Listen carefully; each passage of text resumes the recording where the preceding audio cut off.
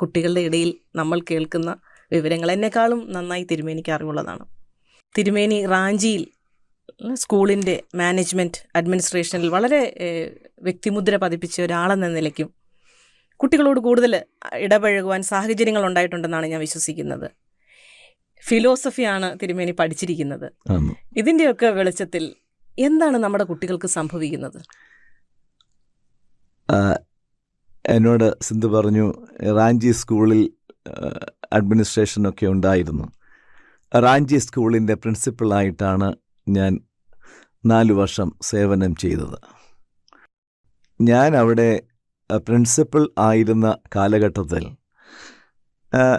ചിലപ്പോൾ ഒരു strict principal എന്ന നിലയിൽ തന്നെ ഞാൻ പ്രവർത്തിക്കാൻ ശ്രമിച്ചിട്ടുണ്ട്.